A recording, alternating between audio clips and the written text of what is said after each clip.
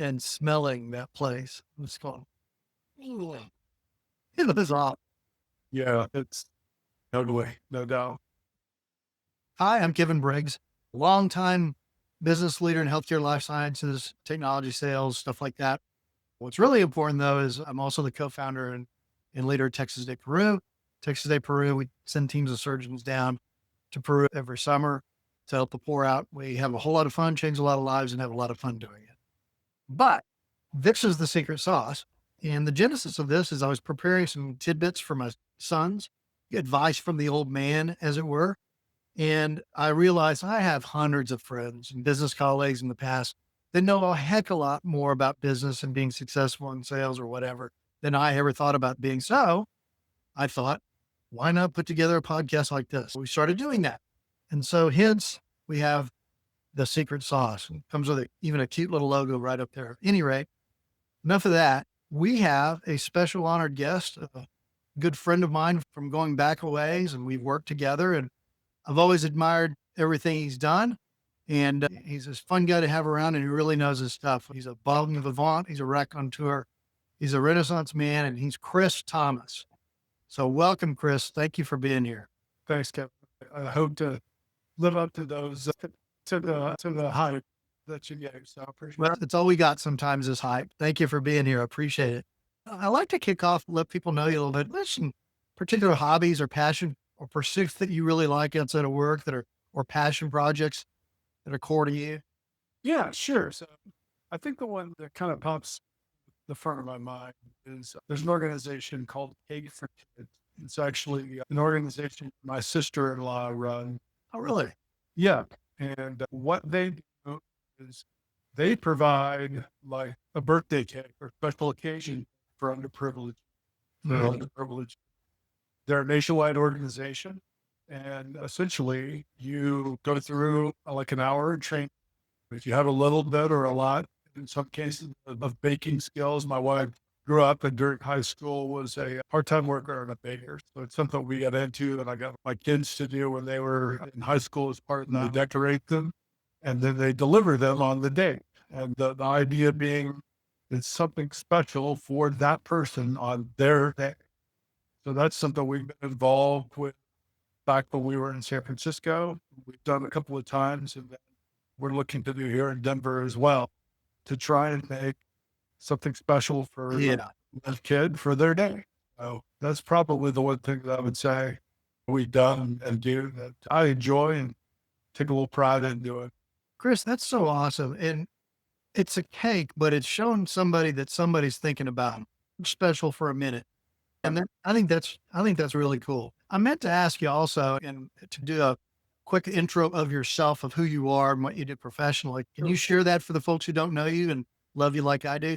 Sure. Yes. Sure. Yeah. I'm with IBM and I work as part of the data and artificial intelligence organization. I cover select accounts in both California and Hawaii. Very cool. Yeah. Very cool. Yeah, I told it. I made a promise this wouldn't become an AI podcast, but Yeah. fortunate for you. Yeah, so it's cool stuff. I'm very lucky to work with some great customers, primarily in public sector and healthcare spaces. Some of those I've worked with more frequently in the past, but really cool organization. And IBM is doing really amazing stuff to make business easier to do, deliver value to customers in those spaces. So, Well, I know you knew this, but I was at IBM up until about 2015 and got to work occasionally with Watson yeah, and in the early days, if you will. And I'm proud that it's matured into such a cool offering. Shifting gears for just a second, really the point of what our little show here, pretend I'm 18, muscular, handsome, and all that stuff, and beginning my career. If you were to advise yourself or advise a young person, or you've learned something that is something that's really awesome, that's a good tip to share, I'd really love to hear it. I think we all would.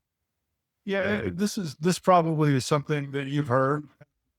I have a little bit more of a modern spin, but my dad, who was in sales his whole life, you can say that God gave him two ears and one mouth for a reason. Yep. The fundamental nature of sales is listening.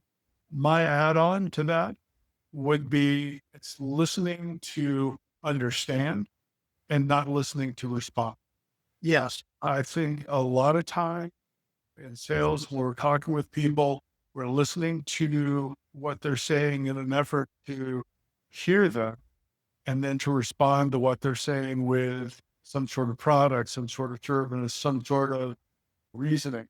And I don't think, and I'm guilty of this as much as anyone, but it's something that I have an awareness on that I'm constantly trying to improve on, really trying to understand what the core issue that they're describing is.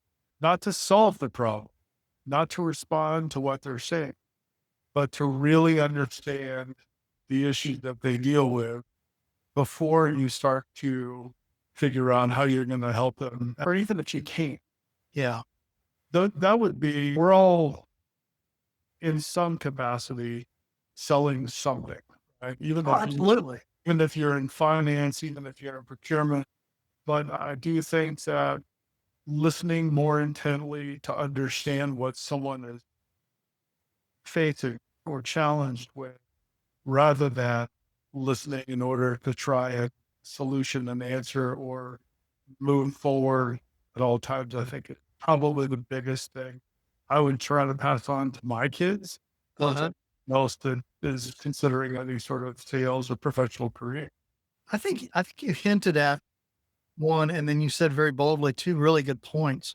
One, the thing you hinted at a little bit is when you're listening for understanding, you're also listening for understanding more than what they're saying. Because sometimes they'll say one thing and it's not really what the essence of the problem is. You know what I mean? And, you're- 100%. and then the second piece, well, goodness, I forgot it. Pulling a governor, what's his face? Thank you for coming. It's been a show. It's not good. All good stuff, man.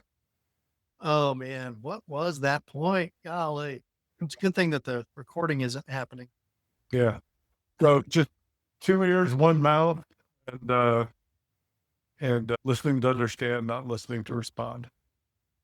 It's funny. My daughter just got back from a final interview with one of the companies she's applying to. Uh, And one of the things that came up in the first round, because I had her, as soon as she finished, right down on the note, the guy was telling her, you have to be a bulldog in this position. You have to be a bulldog. And then she said one of the things that was said multiple times in the interview process today was people in the organization have a reputation for being curt, just very directed to the point. And I'm like, shit, if that's the case, be very direct with them back. They'll appreciate it. I'm like, if you don't know what the next step is, go through, write a thank you note, say in the thank you note that you enjoyed it. You know, you're looking forward to it. You're excited about it. What's next? What do you need from me? You're not going to be too, you're not going to put anyone off by being direct with them. If that's the nature of the office, right? If that's just how they are. one of the, you just described one of the bits of advice somebody else gave. Their big thing, not necessarily the biggest thing, but a big piece of advice is never end the meeting without an understanding of what the next step is. It's Or really, yeah, and you don't always get to do that, but there's no reason she shouldn't do that in the thank you note. 1,000%. And there's no reason, if anybody were to get offended by it, that would be a strange person. You don't want to work for that person. I was just going to say, you're in the wrong company anyway. Yeah. Yeah. They've told you everything you need to know. Yeah, exactly. Exactly. If you had to give yourself a younger piece of advice, other than obviously listening for intent, Yeah. is there any other advice that you would give your younger self? Probably just be a little bit more patient with the people around me Yeah. there. When I was younger, I got very frustrated with status quo. I got very frustrated with the people I worked with and worked for, Yeah. that they weren't moving as fast as I felt they should. It's easy if you're working for the wrong person for them to let them affect your sense of worth or your Yeah. self sense of competency. And I can't say that I've completely gotten over that, Yeah. but I'm more aware of it than ever. I'm doing everything I can. Yeah. Chris, this has been a blast, and I really appreciate you sharing this stuff with me. My And, pleasure.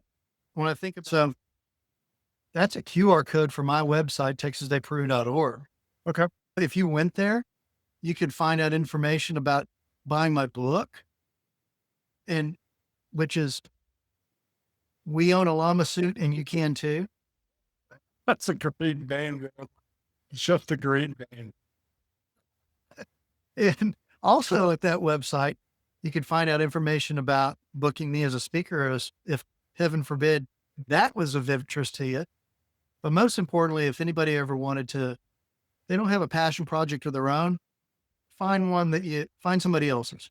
Latch onto theirs for a while. Latch onto Chris's. Latch onto Texas Day Peru. We'll put you to work. We'll find a place for you. And my hope is, and it happens all the time, people get inspired to do something. Once you realize you have the ability to help, once you exercise those muscles just a little bit, I think it opens people's roots up. I think people get afraid of not being able to do. What can I do? I'm not qualified. And that's just not true. Everybody's qualified. Yeah, doubt. At any rate, Chris, again, thank you so much. Pleasure, buddy. I sent you a link to Cake for Kids.